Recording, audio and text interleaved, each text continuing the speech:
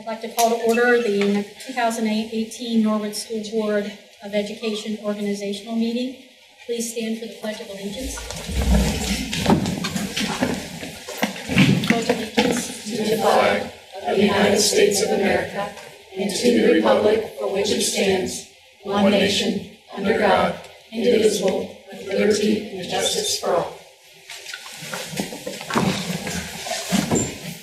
Item 3 is the oath of office to our newly elected board members. Mr. Brandon Atwood.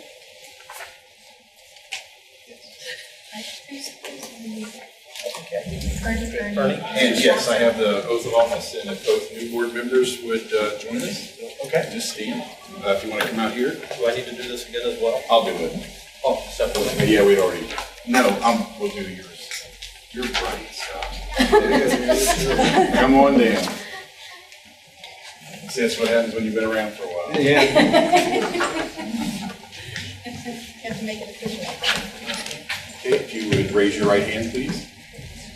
Do you solemnly swear or affirm that you will support the Constitution of the United States and the Constitution of the State of Ohio, and that you will faithfully and impartially discharge your duties as member of the Board of Education of the Norwood City School District to the best of your ability and in accordance with the laws now in effect and hereinafter to be enacted during your continuance in said office and until your successor is elected and qualified? The answer is, I do. I do. Thank you. Congratulations to the new welcome aboard.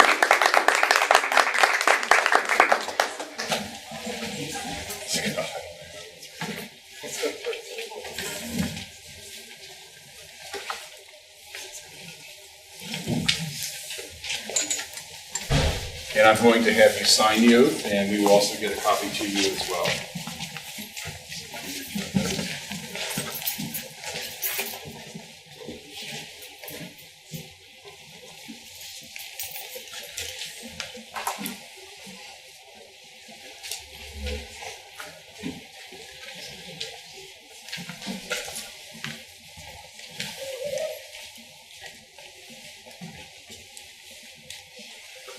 Item 4 is the roll call. Please call the roll, Mr. Dawson.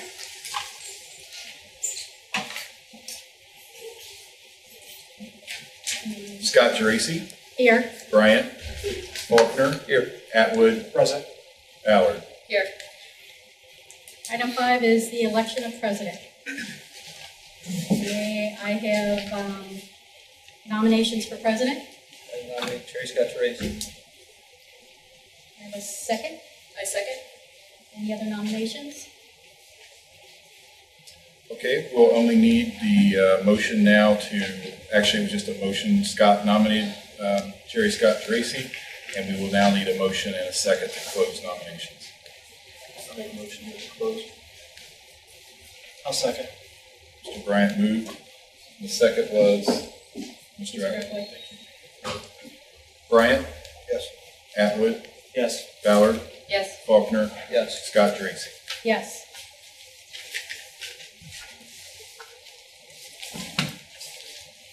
The next item is the oath of office to the president.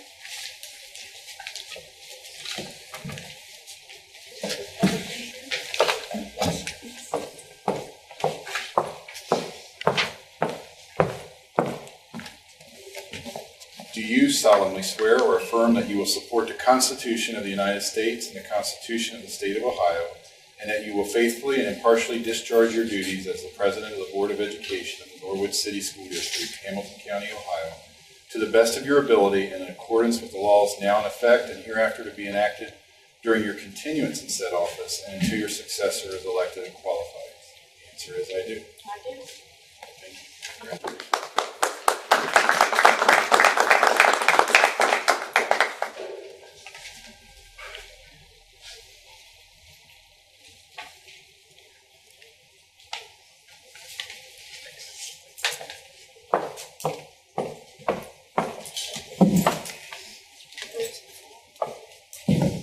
Item 6 is the election of a vice president. May I have nominations for election of a vice president? I nominate Tim Bryant. We have Tim Bryant. Are there any other nominations? Okay. Is there a motion to close nominations? I'll make a motion to close. A second?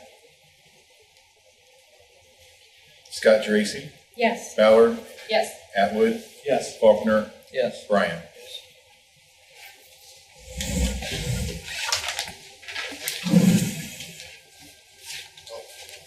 Oh, there you gotta go.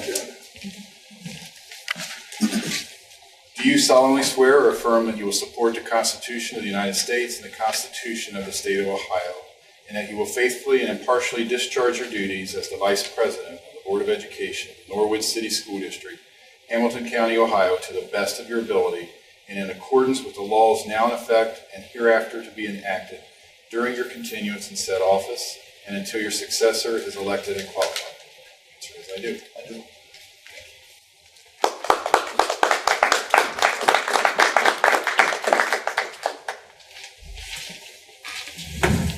Item 7 is the appointment of chairpersons and board representatives. The president has the option to make appointments to standing committees. I would like to appoint Scott Faulkner to our Finance Committee,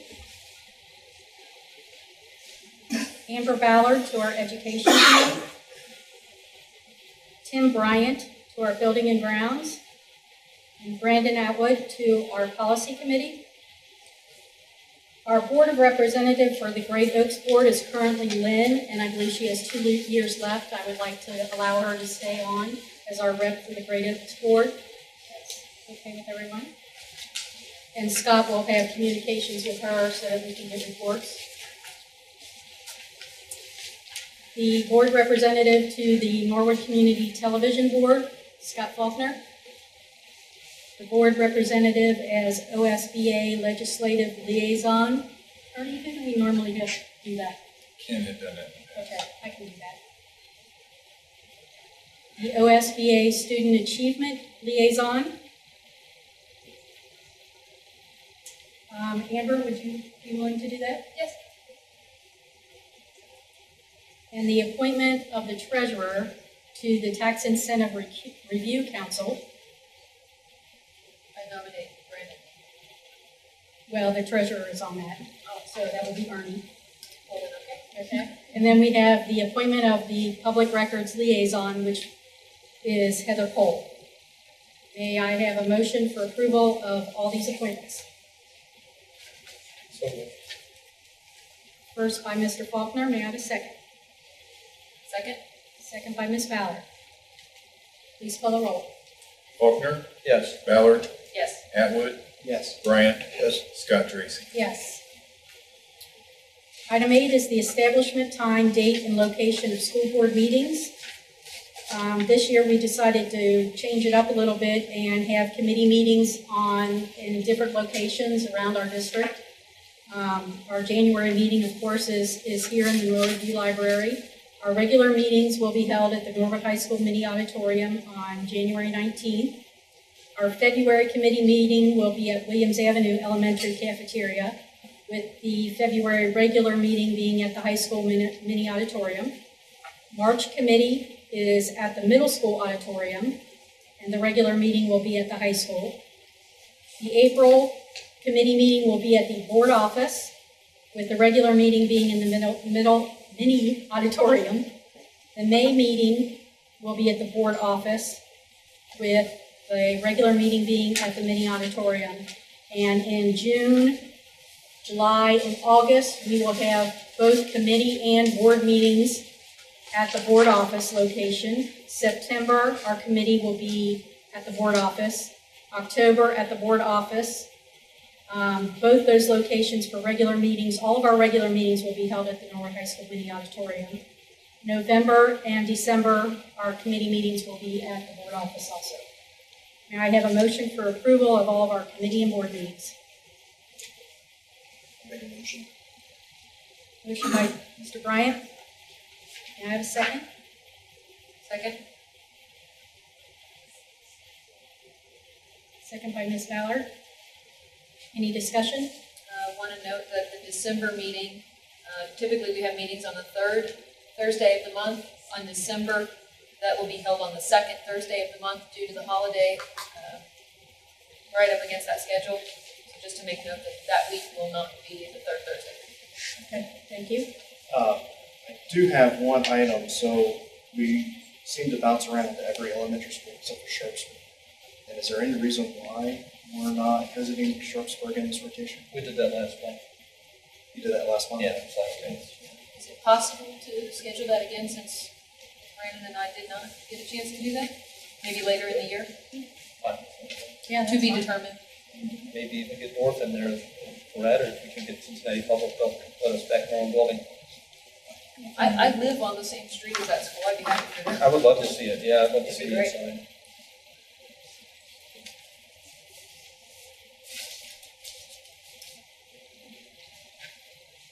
Any more discussion, further discussion? Please call the roll. Bryant? Yes. Ballard? Yes. Atwood? Yes. Faulkner? Yes. Scott Dracy. Yes. The next item is the board service fund. It is recommended to set the board service fund at $5,000 for the calendar year 2018 from the general fund. May I have a motion for approval? So, May I have a second? Also, Second by Mr. Bryant. Please call the roll. And just a reminder, the board service fund, since we have a couple of new board members, that's used to support professional development opportunities for the Board of Education. Faulkner? yes. Bryant? yes. Ballard? Yes. Atwood? Yes. Scott Dracy. Yes. Item 10 is setting the bond for president, superintendent, and treasurer. May I have a motion for setting the bond? Any discussion? Questions? So, Scott, or Mr. Faulkner? Scott? May I have a second? I'll second. Second by Mr. Atwood.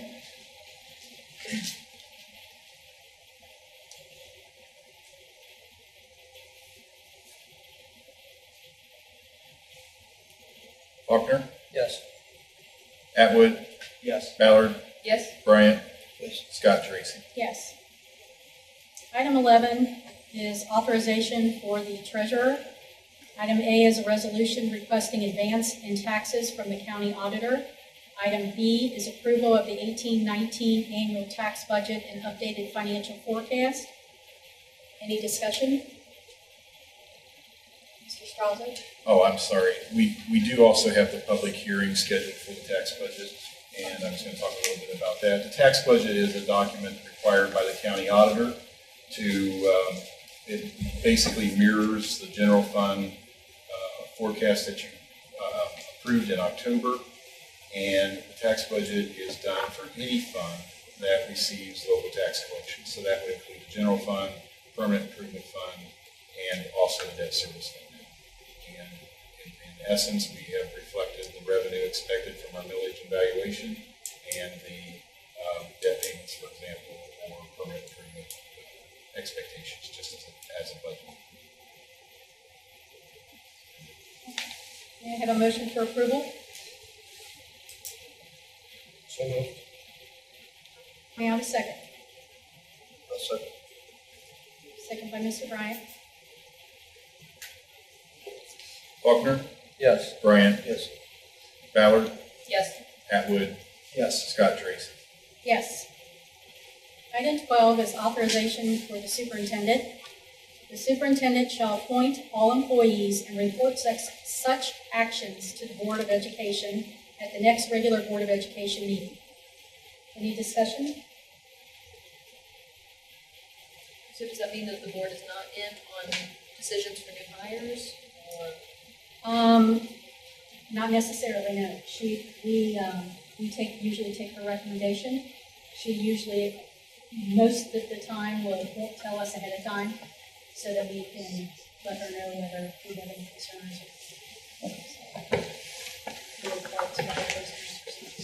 It's her job to do that. So. And most often that resolution is to authorize in between board meetings where there may be, especially in the summer, a teacher opening or other type of position that needs to be filled by the start of school. It's common language and has been past practice for quite some time. Any further discussion? Can I have a motion for approval? So moved. Mr. Faulkner, can I have a second? Second. Mr. Atwood? Faulkner, Yes. Atwood, Yes.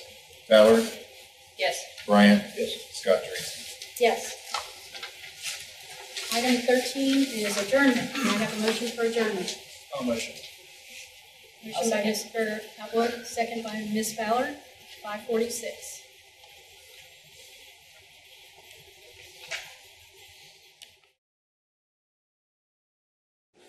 I'd like to call to order the Norwood Board of Education public hearing agenda for January 9th, 2018. Please call the roll. Atwood, Here. Bryant, Here. Faulkner, Here. Ballard, Here. Scott Dracy. Here. Item 3 is the annual tax budget for 2018-19 school year. Discussion of the annual tax budget 18-19. We are a little bit out of order here. The tax budget is posted to our website, so it is available there as well. I'm going to give you a couple of particulars here with respect to the local revenue. In 2018, for the calendar year 2018, we are expecting $15,390,000 in local tax money. That's a result for the general fund of the levies that our taxpayers have approved. We expect that $15,390 to go to $15,676,000 in calendar year 2019.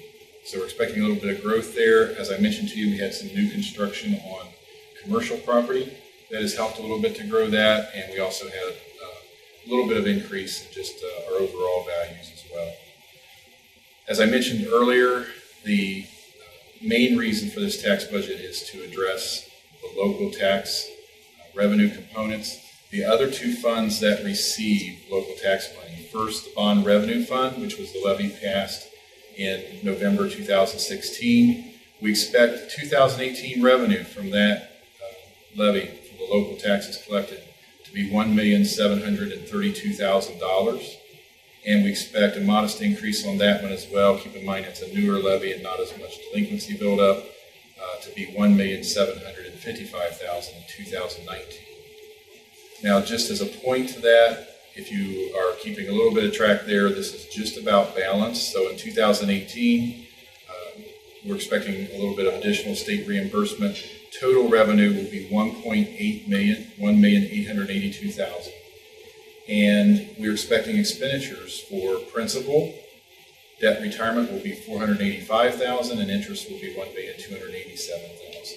So we do expect the fund to grow just a little bit, even in this first year of collections and payments.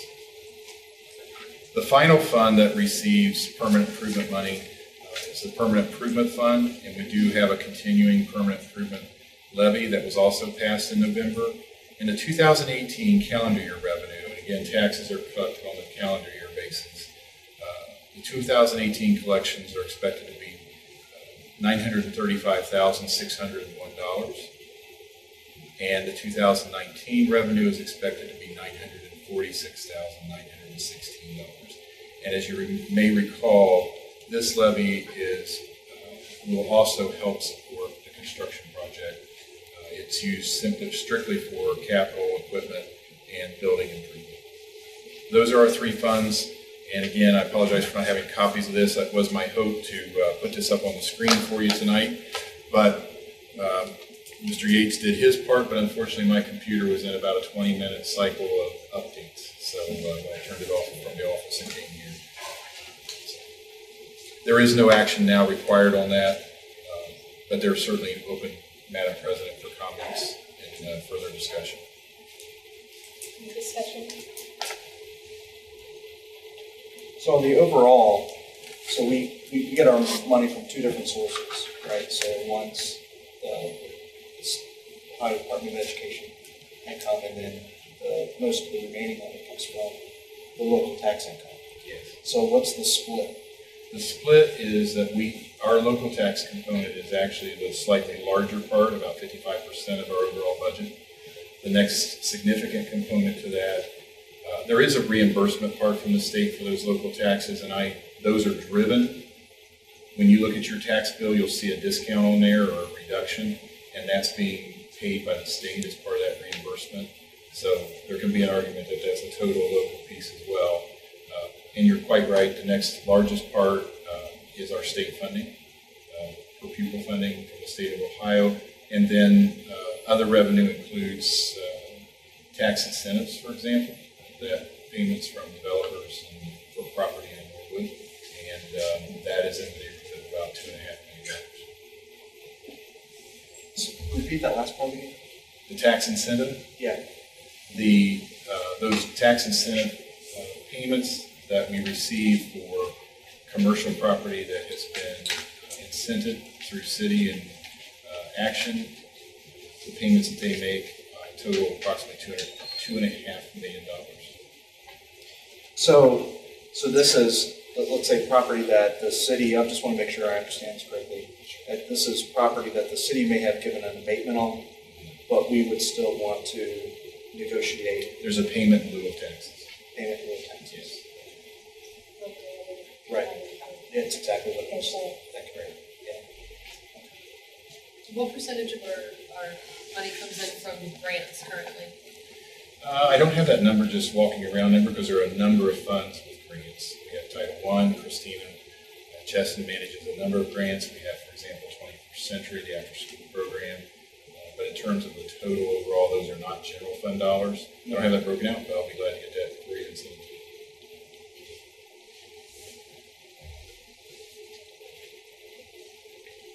Any questions? All right.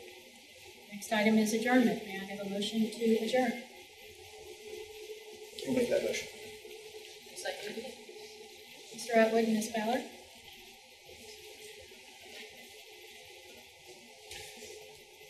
Atwood, Yes. Ballard, Yes. Bryant, Faulkner, Yes. Scott Tracy. Yes. We are adjourned, 5:55.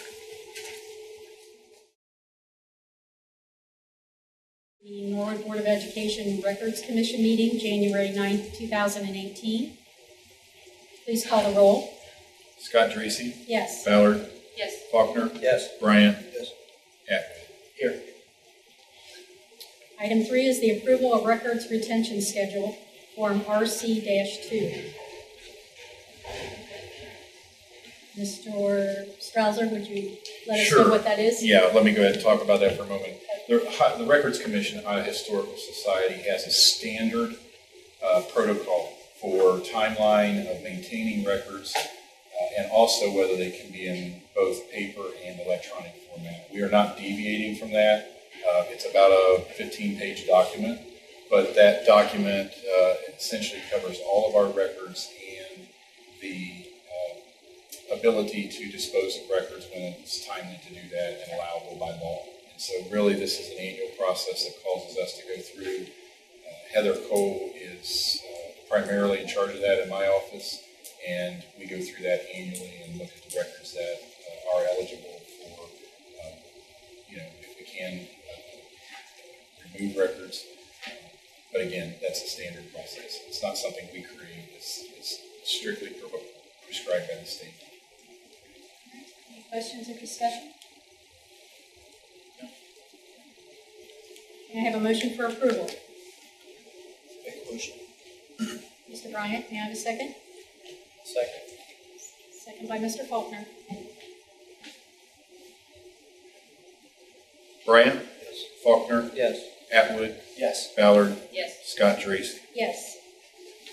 Item 4 is adjournment. May I have a motion to adjourn? I'll motion again. Second. Mr. Atwood, Ms. Ballard, second.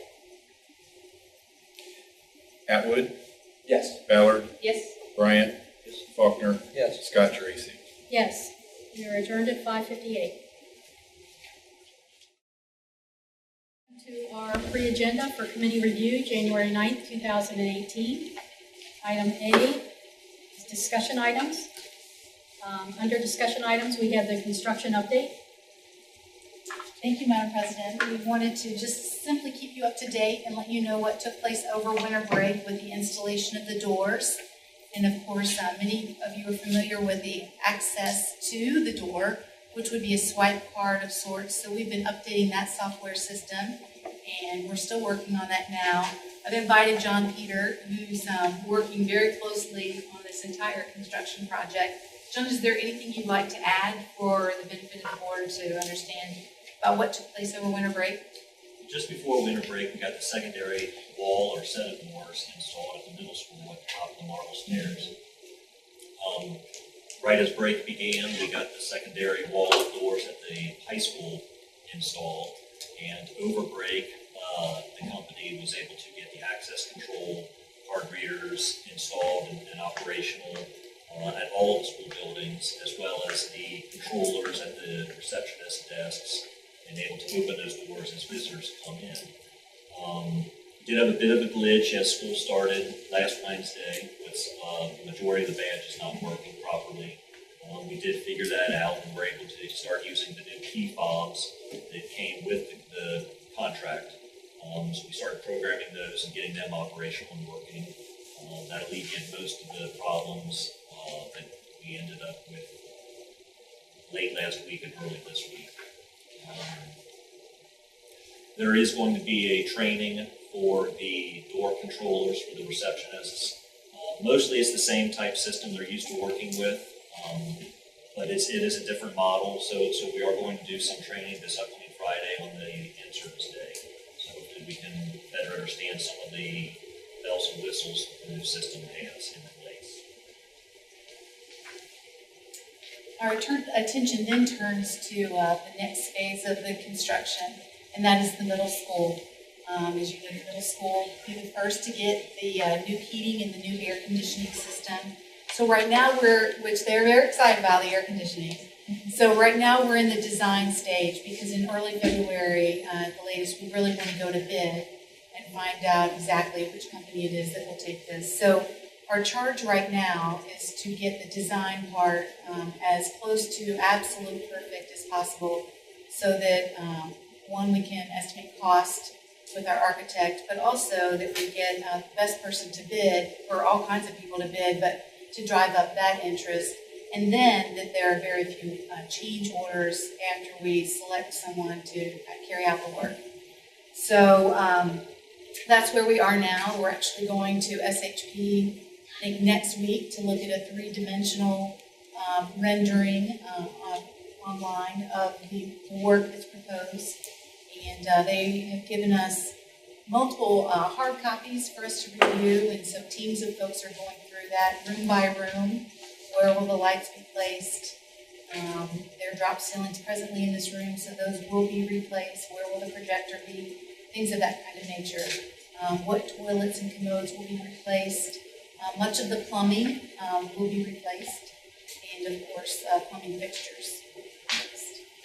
John, is there anything you would add to help them to understand the magnitude of the middle school project, which is actually why we started there, because the magnitude we anticipate is what? There's probably 50% roofing issues that will be included in that.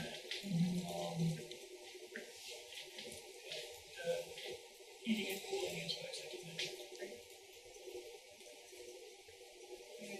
mentioned. Are there any accessibility updates being made, such as the elevator that is about that big? Yes. Wheelchair ramps, things like Yes. that? An elevator is part of the plan. Okay. Yes, it is a much larger elevator. Not in the present place of the one we have now. Right now it's proposed, if you were facing the auditorium, it's in that set of windows to your right. So not in the auditorium, but in the main hallway. Okay.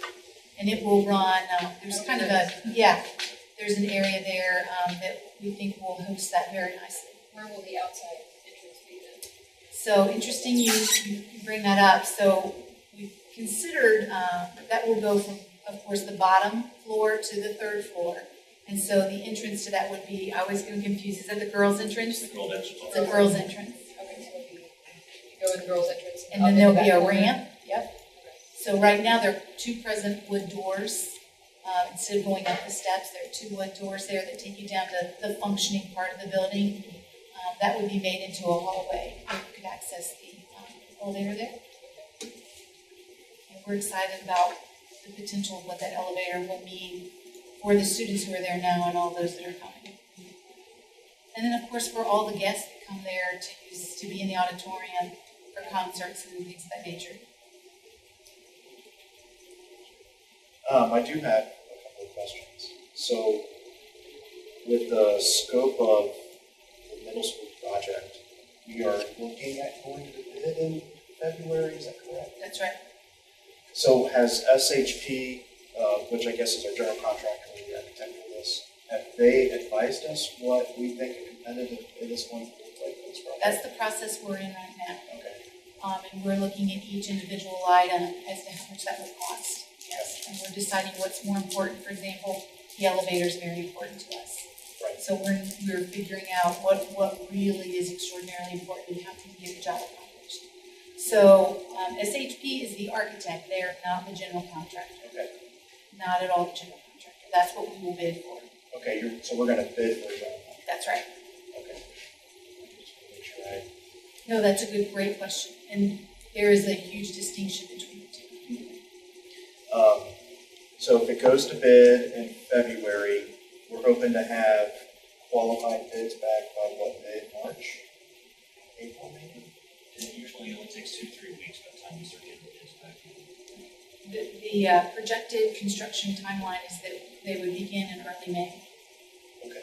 And what we're working on now is, as you know, that building is being used by many students, Right. not just during the school day, but well into the evening. So the challenge is keeping it operational, but yet making way for an entire section.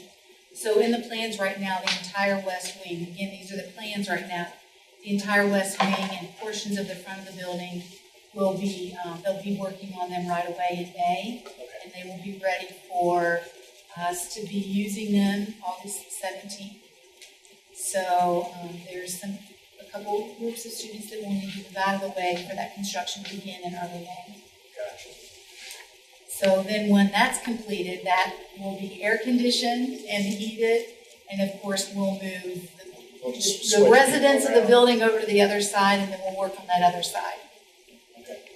And then as the construction plans, as you know, the board has approved that that once those folks are able to move over, they can work on the east side of the building.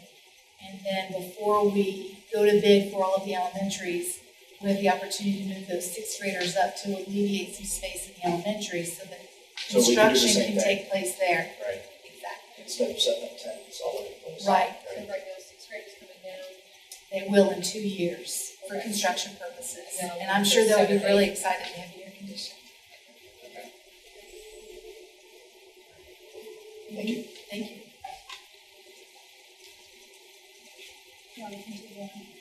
Sure, the next item on here is a discussion item of a grant writer. Mr. Atwood, I would turn to you.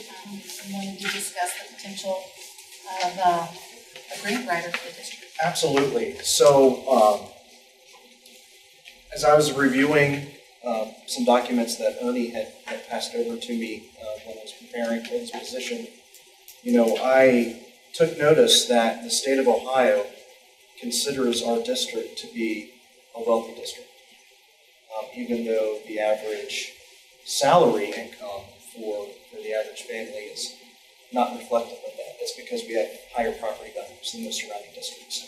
And because of that, the funding that we typically, for a lower income earning district, we get from the state is reduced because you rely more on those incomes.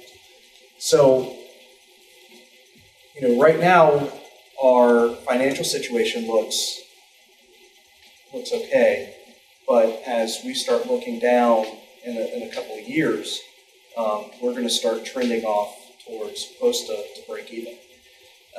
And without having to go back to the taxpayers and say, hey, we need more money in order to keep ourselves in a growing position, how do we prolong that process? And something that a lot of other districts are starting to do, and it's been a trend that I've researched that's been going this way for about 10 years now, is a lot of other districts are starting to employ or actually put on their staff a position of a grant writer. Now, this is a full-time salary position, And then this person would almost act as a support role for other teachers and other people. And if this person would have experience and knowledge to navigate the grant writing process to increase our chances of winning more money back into the districts. And there is a lot of different ways that, and a lot of different programs out there that you could go out and get money for. And we have some great grant programs already established in the district. You know, absolutely the 21st century is one thing. But what we're doing right now is we're relying on current staff members to take part of their time outside of their duties to do this. And I think it would be a better service to the district if we actually look at our organizational structure and say, can we find a permanent position for somebody who does nothing but that? The risk is that, yes, we are going to increase our employee count by 1. So we're going to hire somebody, we're going to pay them a salary, we're also going to pay them benefits. That's the risk to the district. But the benefit is that this person could potentially bring in, you know, hundreds of thousands to millions of dollars a year that could augment some of the other programs, tremendous programs that we have.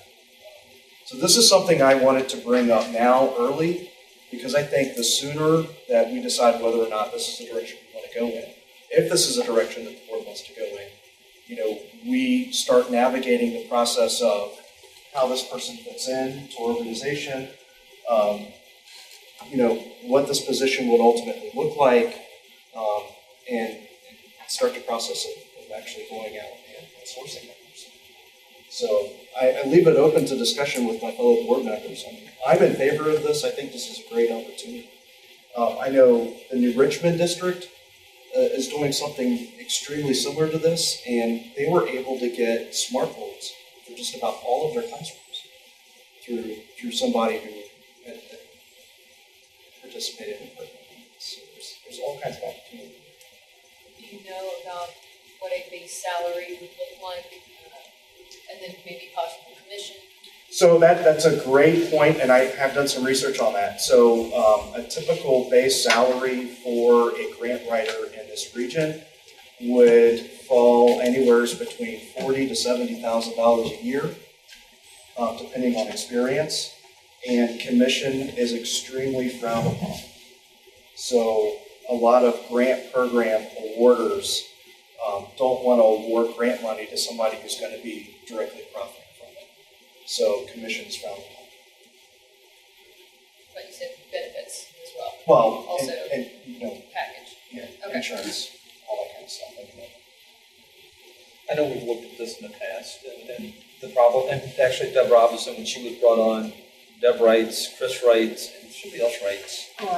More first, Yeah. right. So I know we have several that do it, and the problem we get into is when because I think it's a great idea. I think it's something we need to consider really heavily. But if we do it, we need to dedicate the person to it and not put them with other tasks, because once we get them in and start doing other tasks, we rely on them to do other things, and the next thing you know, they're a part-time grant writer. No, I would not want to see a part-time grant writer. If we do this, I would want this person to have full jurisdiction of our grant programs. And, you know, I think we would find out very quickly within a couple of years if this program or this person is successful. Because if they're doing their job, then, you know, we're getting a lot of grant income money into the district and not into programs. If they're sitting on their thumbs, then we're going to know really quickly.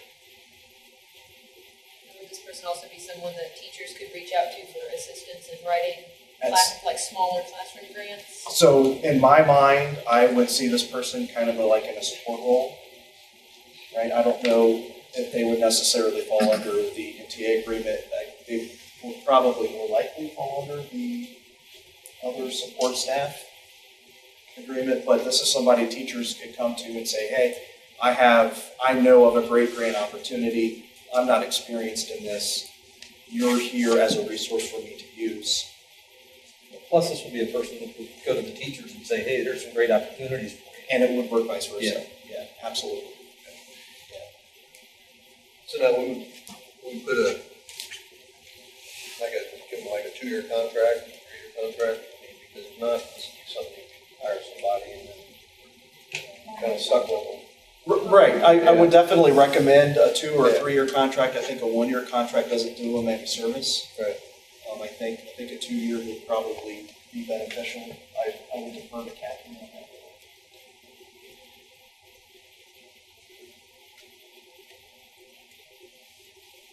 How would that fall in a position like this? Where would that fall into the unit of planning? I mean, obviously, if First, we'd like to work very closely with regard to our curriculum, because as we know, programming is wonderful, but we wanted to support the work that we're already graded on. So we would certainly want that to represent in ways that it could help us. Smart boards, we have smart boards right now, but we would look at other ways. For example, I think the State Department put out an opportunity for, was it 35 million that they're willing to give away this next year? We're striving readers grant, so we have an intent to apply. We already applied for that. Right, and that could potentially impact preschoolers through, I think, 8th grade. we received Ray State top grant. We did receive We grants. did. We received, over 900 currently for after-school programming. We received 1.6 for federal programming currently. We have a lot of little grants that we piece together for different, like safe routes to school that you've heard people talk about, smaller grants, but they all add up and make a difference. Our collaboration with the Children's Hospital has been instrumental in so many ways. We have some grants for them, but we also have people for them, and we have a physician from them. So there's some other things that are going on that are supported with grant funding. Now, if I'm not mistaken, the safe routes to school, that's done strictly through Hamilton County, right? That's just something we're gonna benefit from it being done. No, we applied in collaboration with the city of Norwood Right. to the, what's the organization at the state level? All the highways. Yeah, yes. Right. So it's not through the county, but it's all the way straight to the state level. And that's been a little bit at a time, as we've done we had a small planning grant, we had a small, like each phase we've applied for different pockets of funding to support our work with safe routes. Right. Ms. Robinson spearheaded that event, not only wearing the hat as a school person, but also as a city resident. We've been extraordinarily fortunate in most of what we applied for, we're able to get, which is fantastic. We've had straight A grants that we've worked, that has been through in collaboration with Hamilton County. Maybe that's the one you're thinking of. We've had some nice 5-year grants. We certainly have Gear Up grant, a 7-year grant that has changed so much of our work at the high school level and helping students prepare for what's to come after they graduate. Right. Is there any indication on Gear Up about a follow-up grant to that? Is that gonna... No, from the beginning, they've said you were chosen when they wanted to partner with us, and it's 7 years. And then the indication is that they want us to keep what's most powerful to us. So we know, learning this process, what's been the best parts of it, but they won't be offering it again. But that doesn't mean there won't be something else that comes its way. And Deb is a good leader in that regard, because good things do come to you once other organizations see you use their money wisely and you do good programming. So good things come our way sometimes, even when we don't expect it, because of our good work and that we're good stewards of those fundings that we've had opportunities for. When does that 7 years run out? Okay, so the current class of, Third year, yeah. Before that. So actually, the timing of this could actually be pretty beneficial.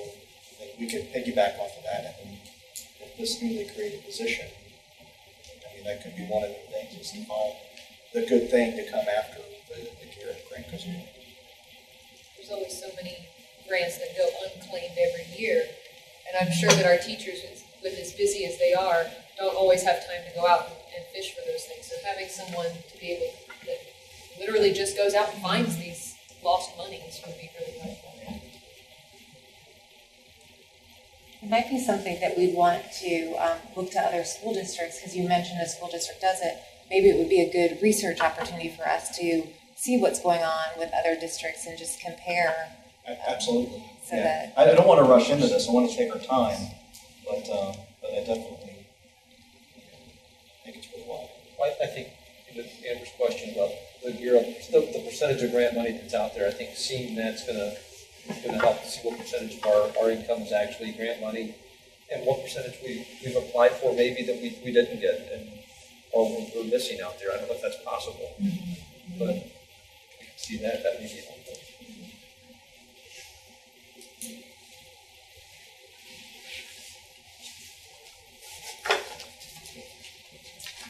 Madam President, I did want to bring up, with regard to the Education Committee report, a number of items we're ready for.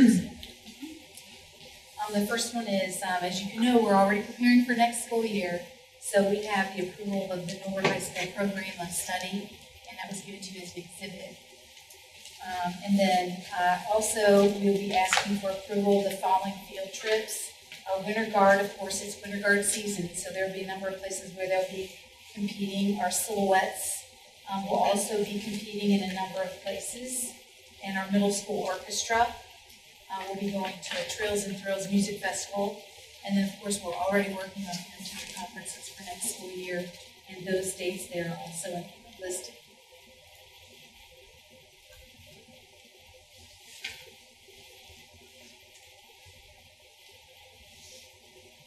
Any questions?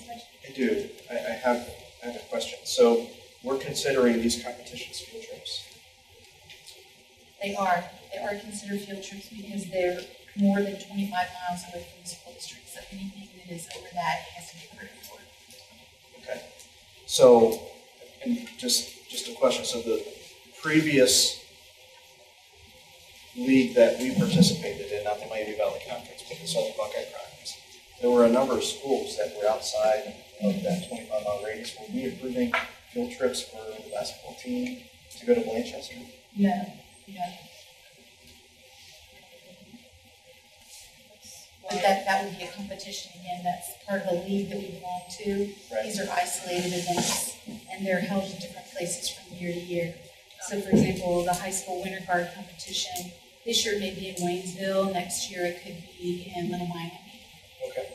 And these are not organizations that are part of our conference that we're in. Okay. So this is not athletics at all. Right. Okay. It's completely separate. Same with the silhouettes. A lot of their competitions are held in different places. Mm-hmm. And of course, many of them are more than 25 miles away. Great question. Thank you.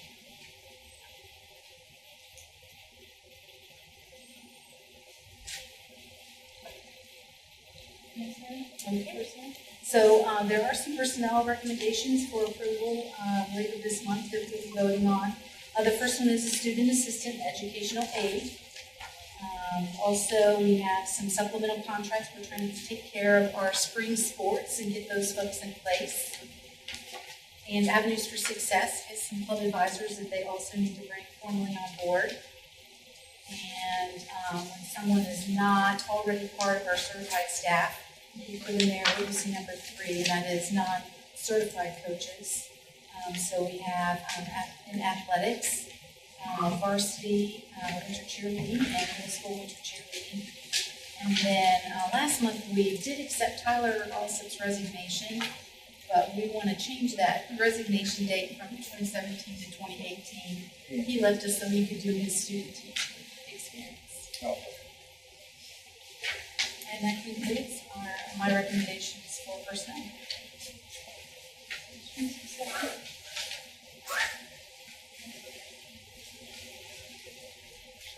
Item 3 is the policy committee report.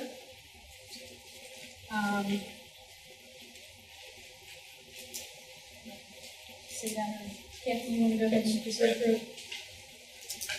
We are just simply trying to, Sorry. we are just simply trying to respond to make sure that we're giving all of our graduates opportunities to graduate. And so we are updating. There were a few changes in the graduation requirements. And Christina, if you recall, there were two.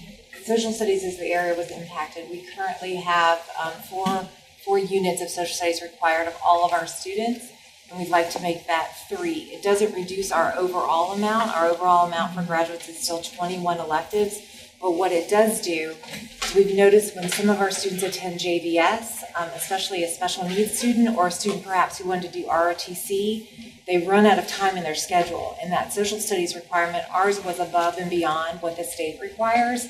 And that seemed to be what the hiccup was. They always got caught in not having enough time in their day to fulfill our fourth requirement of social studies. They could get their 21 hours because their day is full, but for those students, some of our special needs students that needed another bell to do a skills studies class to provide them some in-depth intervention, and also some students that wanted to do other specialized programming like ROTC, this would allow their schedule to be a little more free.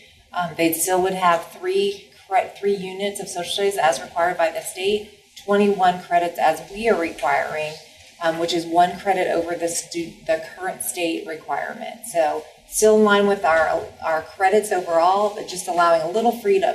Most of our students here at Norwood that are with us from freshman year to senior year will have 4 credits of social studies through our elective process, but this does allow some freedom so that students don't get caught in a trap, which is what we were finding. A handful of them each year we had to do a lot of problem solving to help them find their way to graduation, whether it be an online course, some summer work, and just wasn't quite right for those students. So we're still in line with the state. We still are 1 credit above the state, just allowing for a little flexibility.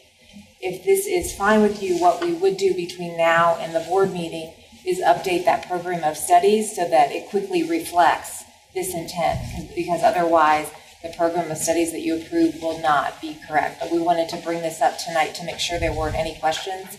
And if you say, oh, it's looking fine, then we'll start to make that adjustment. So our program of studies that you would approve on Thursday would reflect these changes as well, all in one night.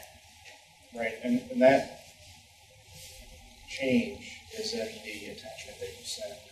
It is. It's a PDF, yeah. By any chance, does the graduation requirement yet include civil service hours, community service of any kind? I think it used to for honors, but does it require that for general graduation? It doesn't. Some districts it does not require it for general graduation. We've seen it being woven into some of our coursework, but not as a requirement, as a standalone requirement. It is currently considered a pathway your senior year if you do not have all your 18 points to do some community service over 120 hours. So that's where they indicate their importance of that, but it's not an official requirement of all graduating seniors like you might have seen a few years ago. Okay. Who would I reach out to about discussion of opportunities for community service? I'm probably a good person to start with because I could share kind of the things we do, and then depending on your target audience, which is probably high school, we would work with the high school and they'd kind of outline in more detail what we currently already have going on, because we do weave it in. We weave it in a great deal in our after-school programming. It's part of our commitment. And then during the school day, there are small opportunities for that, mostly with some of our honors kids. I have a few ideas I'd love to discuss. Yeah, that would be fantastic. Thank you. On to the Building and Grounds Committee report. Yes, Madam President, we've got right now two uses for this facility. Would be Norwood Police Department Civil Service Exam, February 8th, and Ohio Valley Football Association being August 6th, 13th, 20th, 27th, September 17th. Any questions or discussion?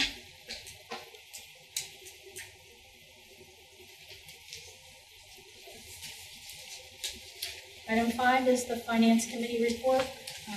On the agenda, we will have the approval of the financial reports as listed.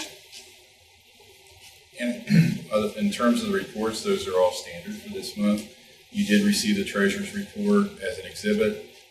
Forecast update, we're trending in line with expectations. Our actual versus estimated is where we expected. The expenditures are trending a little bit better than anticipated. Some of that has to do with some special education costs, so we'll continue to monitor that, but hopefully that will turn out to be some positive news for us by the end of June. You also see two more items on there that is the OSBA annual membership dues. That's an annual process that you go through to approve that. And then also we have 2 board members attending new board member training.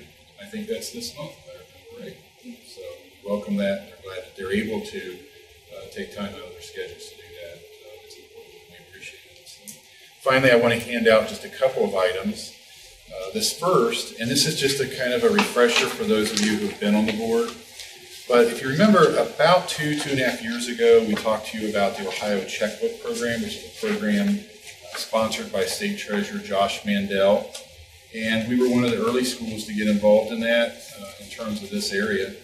And I just want to present to you again, the web page is on there, the procedures for logging in, and we have our information go into that process every month, and you are able to find out individual check information, individual expenditure information, and also see how we are using our dollars on that. So I think it's a great resource for both the public and obviously for our board members as well, and it's a great tool of transparency.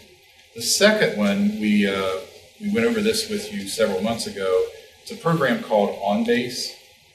And again, I have the website and add login information, although we did find this afternoon that there was some issue with the password that we had established for that, so we're going to get that fixed. But this program goes even farther. So if you want to see an actual documentation for the support documentation for board check, in fact, it's a little bit hard to read this small print, I acknowledge, but the check that's highlighted here is actually one that's on the check register that you have as part of this month's packet. So it gives you the opportunity to go in and look at those for yourself. But I also want to remind you at any point in time, and new board members give us the opportunity to do that. You don't have to do it that way either. If you have specific questions about anything, just email me and let me know, and we'll research it and get the information. And the one homework item that I have, and we'll invite Christina's help on that, is because we don't have a code that shows here's every single grant, but we have a number of grants already, and I'll need some help actually identifying some of those. The total I can get, but we'll need some help with that. But we'll get that out to you in the next few days. That's all I have. Any other discussion items or comments? I have one quick question. The annual membership dues for the OSBA, is that something we take care of, or is that something that comes out of that general funding that we were talking about at the beginning? No, it comes out of the school district. Our membership dues come out of that? Yes. Okay. I want to welcome our new board members, and I think we can make a motion to adjourn. We stand adjourned at 6:31 p.m.